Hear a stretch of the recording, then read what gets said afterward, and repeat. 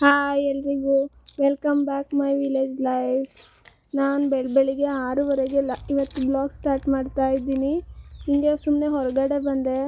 Weather ಮಾತ್ರ ನಾವಿಲ್ಲಿಂದ ಎಲ್ಗೂ ಹೊರಗಡೆ trip ಹೋಗೋದೇ ಬೇಡ ಆ ಥರ ಇದೆ ನೋಡಿ.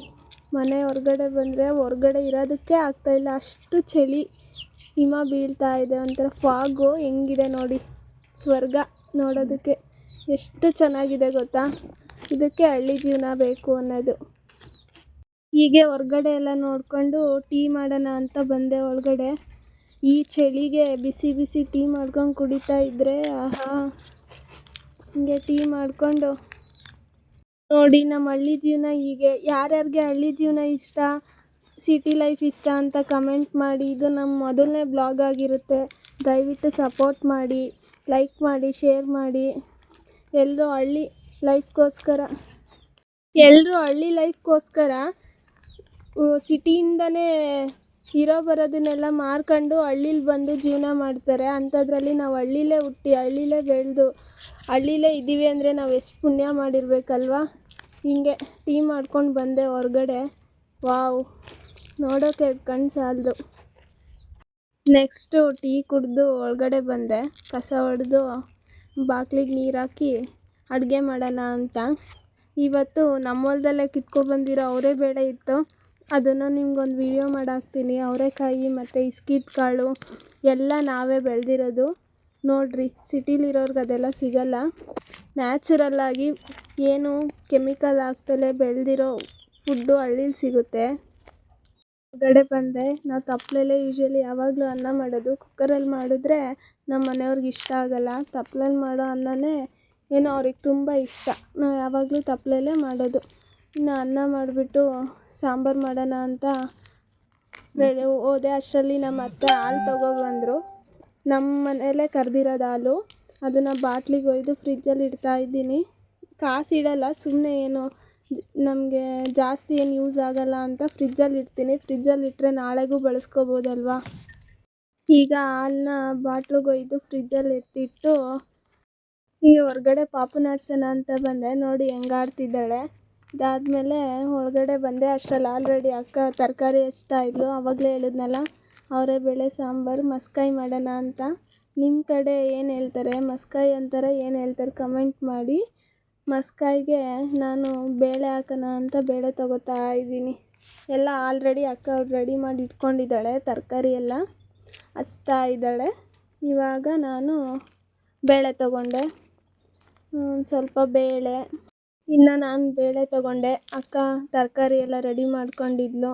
ನೋಡಿ ಈ ಸಾಂಬಾರಿಗೆ ಏನೇನು ಹಾಕೋದು ಅಂತ ಹೇಳ್ತೀನಿ. ಬೇಳೆ ಎತ್ತಿಟ್ಬಿಟ್ಟು ಸಾಂಬಾರಿಗೆ ತರಕಾರಿ ಹಾಕೋಣ ಅಂತ ಬಂದೆ. ಇನ್ನೇನು ಆಲ್ರೆಡಿ ಎಲ್ಲ ಹಚ್ಕೊಂಡಿದ್ಲಲ್ವ. ನೋಡಿ, ಹಸ್ರುಗಾಯಿ, ಟೊಮೊಟೊ, ಬದನೆಕಾಯಿ, ಬೆಳ್ಳುಳ್ಳಿ, ಅವರೆಬೇಳೆ, ನೆಕ್ಸ್ಟು ಈರುಳ್ಳಿ, ಕಾಯಿ, ಆಲೂಗೆಡ್ಡೆ ಇದ್ದರೆ ಹಾಕೋಬೋದು, ಇಲ್ಲ ಅಂದರೆ ಪರವಾಗಿಲ್ಲ. ಇವಾಗೆಲ್ಲ ಹಾಕ್ಬಿಟ್ಟು ನೋಡಿ, ಅಷ್ಟರಲ್ಲೇ ಬಂದಳು ಆಲೆ ಪಾಪು. ಅಡುಗೆ ಮಾಡೋಕ್ಕೆ ಬಿಡಲ್ಲ, ಬರೋದು ಏನಾದರೂ ತಿರ್ಕೆ ಮಾಡೋದು. ಹಿಂಗೆ ಮಾಡ್ತಿರ್ತಾಳೆ. ಅವ್ರ ಜೊತೆ ಆಟ ಆಡಿಕೊಂಡು ನಾವಿಬ್ಬರು ನಿಧಾನಕ್ಕೆ ಅಡುಗೆ ಮಾಡ್ಕೊತಾ ಇರ್ತೀವಿ. ಆಮೇಲೆ ಈಗ ಬದನೆಕಾಯಿ, ಆಲೂಗೆಡ್ಡೆ ಹಚ್ಚಿದ್ದಲ್ವ, ಎಲ್ಲ ಹಾಕ್ಕೊಂಡು ಈಗ ಖಾರ ಸಾಂಬಾರು ಹಾಕ್ಕೋಬೇಕು. ಧನಿಯಾ ಪೌಡರು, ಖಾರದ ಪುಡಿ ಮತ್ತು ಜೀರಿಗೆ. ನೀವು ಈಗೆಲ್ಲ ಹುಳಿ ಪುಡಿ ಅಂತ ಮಾಡಿಟ್ಟಿರ್ತಾರೆ ನೋಡಿ. ನಾವೇನು ಆ ಥರ ಎಲ್ಲ ಹುಳಿ ಪುಡಿ ಎಲ್ಲ ಮಾಡಿಲ್ಲ. ಹುಳಿ ಪುಡಿ ಇದ್ದರೆ ಹುಳಿ ಪುಡಿ ಹಾಕ್ಕೊಂಡ್ರೆ ಸಾಕು. ಕೊತ್ತಂಬರಿ ಸೊಪ್ಪು ಎಲ್ಲ ಹಾಕ್ಬಿಟ್ಟು ಅದಕ್ಕೆ ಎಷ್ಟು ಬೇಕೋ ಅಷ್ಟು, ಆದಷ್ಟು ನೀರು ಸ್ವಲ್ಪ ಕಮ್ಮಿನೇ ಹಾಕ್ಕೋಬೇಕು. ಅಂದರೆ ಅದು ನಾವು ಹಾಕಿದ್ದೀವಲ್ಲ ತರಕಾರಿ, ಅದು ಮುಚ್ಚೋವರೆಗೂ ನೀರು ಹಾಕ್ಕೊಂಡ್ರೆ ಸಾಕು. ತುಂಬ ತೆಳ್ಳಗಾದರೆ ಚೆನ್ನಾಗಿರಲ್ಲ.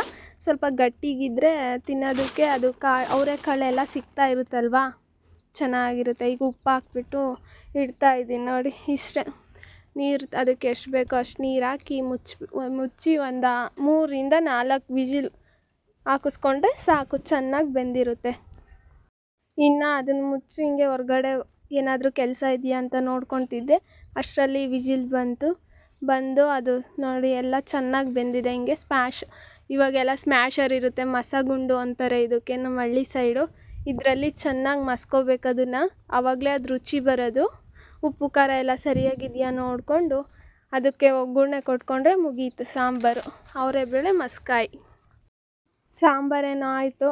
ಒಂದು ಕಡೆ ಮುದ್ದೆನೂ ರೆಡಿ ಆಯಿತು. ಇನ್ನೇನಿಲ್ಲ, ಈಗ ಮುದ್ದೆ ಅವರೆಬೇಳೆ ಮಸ್ಕಾಯಿ ಸಾಂಬಾರು ಊಟ ಮಾಡ್ಕೊಂಡು ಹೊಲ್ದ ಹತ್ರ ಹೋಗಬೇಕು. ಸುಮ್ಮನೆ ಹಾಗೆ ನೋಡ್ಕೊಂಬರೋಣ ಅಂತ ನೋಡಿ ಅಡುಗೆ ರೆಡಿ. ಊಟ ಮಾಡ್ತಾಯಿದ್ದೀನಿ, ಬಿಸಿ ಬಿಸಿ ಮುದ್ದೆ ಜೊತೆ ಊಟ ಮಾಡ್ತಾಯಿದ್ರೆ. ಇದು ನಮ್ಮ ಮಾಮಂಗೆ ಮುದ್ದೆನೂ ಮತ್ತು ಸಾಂಬಾರು ಹಾಕ್ಕೊಡ್ತಾಯಿದ್ದೆ. ನಾವೆಲ್ಲ ಒಂದು ಮುದ್ದೆ ಎಲ್ಲ ಊಟ ಮಾಡಲ್ಲ, ಮಾಮಂಗೆ ಹಾಕ್ಕೊಡ್ತಾಯಿದ್ದೆ.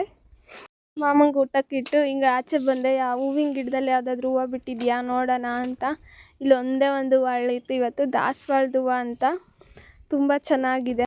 ಇನ್ನು ಮನೆ ಕೆಲಸ ಎಲ್ಲ ಮುಗಿಸ್ಕೊಂಡು ಓಡಾಡ್ಕೊಂಡು ಬರೋಣ ಅಂತ ಇಲ್ಲೇ ನಮ್ಮ ಮನೆ ಹತ್ರನೇ ನಮ್ಮ ಅಪ್ಪರ ಹೊಲ ಇರೋದು. ಸೊ ಅಲ್ಲಿಗೆ ಬಂದೆ. ನೋಡಿ ಅಲ್ಲಿ ಆಲ್ರೆಡಿ ಹಸು ಕರು ಎಲ್ಲ ಕಟ್ಟೋದಕ್ಕೆ ಚಪ್ಪರ ಹಾಕ್ತಾ ಇದ್ದಾರೆ. ಅವರು ಇಲ್ಲೇ ಈ ಥರ ರೂಮ್ ಮಾಡ್ಕೊಂಡಿದ್ದಾರೆ. ನೈಟ್ ಹೊತ್ತು ಹಸು ಕರು ಎಲ್ಲ ನೋಡ್ಕೊಂಡಿರಬೇಕು ಅಂದರೆ ಅಲ್ಲೇ ಇರಬೇಕಲ್ವಾ. ಅಲ್ಲಿಂದ ಮನೆಗೆ ಬಂದೆ. ಈವ್ನಿಂಗು ಏನಾದರೂ ಸ್ಪೆಷಲ್ ಮಾಡಬೇಕು ಅನ್ನಿಸ್ತು. ಹಂಗಾಗಿ ಶಾವಿಗೆ ಪಾಯಸ ಮಾಡೋಣ ಅಂತ ರೆಡಿ ಮಾಡಿಕೊಂಡೆ. ಫಸ್ಟು ಹಾಲು ಕಾಯಿಸ್ಕೋಬೇಕು. ಹಾಲಿಲ್ಲ ಅಂದರೆ ನೀರಾದರೂ ಓಕೆ.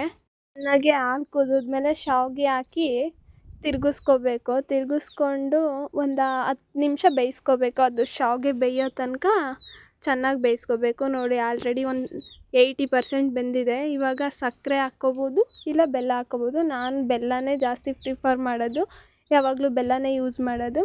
ಬೆಲ್ಲ ಹಾಕ್ಕೋತಾ ಇದ್ದೀನಿ.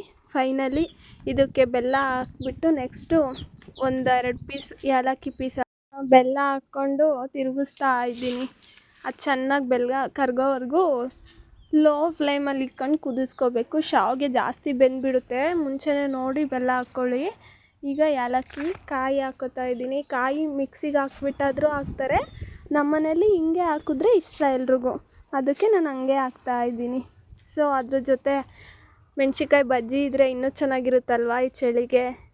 ಇಲ್ಲೇ ಮೆಣ್ಸಿನ್ಕಾಯಿ ಬಜ್ಜಿಗೆ ನಮ್ಮ ಅಕ್ಕ ರೆಡಿ ಮಾಡ್ಕೊತಾವಳೆ. ಇನ್ನೇನು ಅದು ಆಯಿತು. ಅದು ರೆಡಿ ಮಾಡಿಕೊಂಡು ಊಟಕ್ಕೆ ಇನ್ನು 6:30-7 ಗಂಟೆಗೆಲ್ಲ ನಮ್ಮ ಮನೇಲಿ ಊಟ ಮುಗ್ದಿರುತ್ತೆ. ಹಳ್ಳಿ ಸೈಡ್ ಅಂದರೆ ಅಷ್ಟೇ ಅಲ್ವಾ, 6:30ಗೆ ಊಟ, 7 ಗಂಟೆಗೆ ನಿದ್ದೆ. ಬೆಳಗ್ಗೆ 4:30-5 ಗಂಟೆಗೆ ಎದ್ದಿರ್ತಾರೆ ಹಿರಿಯೂರು ಮನೇಲಿ. ನಾವೆಲ್ಲ ಅಷ್ಟೊತ್ತಿಗೆ ಎದ್ದೇಳಲ್ಲ, ಬಟ್ ಮನೇಲಿ ಹಿರಿಯೂರು ಹಂಗೆ ಅಲ್ವಾ. 6:30ಗೆ ಊಟ ರೆಡಿ ಮಾಡಬೇಕು. ಮೆಣ್ಸಿನ್ಕಾಯಿ ಬಜ್ಜಿನೂ ರೆಡಿ, ಪಾಯಸನೂ ಆಯಿತು, ಅನ್ನ ಸಾಂಬಾರು ರೆಡಿ. ಇನ್ನೇನು ಇವಾಗ ಎಲ್ಲರೂ ಬರ್ತಾರೆ, ಊಟಕ್ಕಿಡಬೇಕು. ಇವತ್ತಿನ ವ್ಲಾಗ್ ಇಷ್ಟ ಆಗಿರುತ್ತೆ ಗೈಸ್. ಇನ್ನೂ ಹೀಗೆ ಹಳ್ಳಿ ವೀಡಿಯೋಸ್ ಬೇಕು ಅಂದರೆ ಕಮೆಂಟ್ ಮಾಡಿ. Thank you.